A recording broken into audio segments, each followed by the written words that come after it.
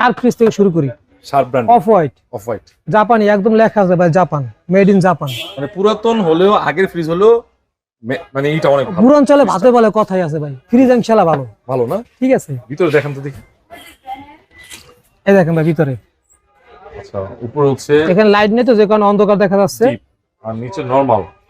ঠান্ডা মান্ডা 100 একদম 100% ঠান্ডা, কোনো সমস্যা নাই ফ্রিজে। আচ্ছা, আমি কোনো দামাদামি করবো না, একদম ভাই একদম কোনো দামাদামি করবে না। এই ফ্রিজটা পাবো যে 12,000 টাকা, 12,000 টাকা মাত্র 12,000।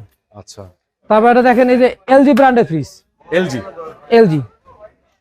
এই যে এলজি ব্র্যান্ড লেখা আছে।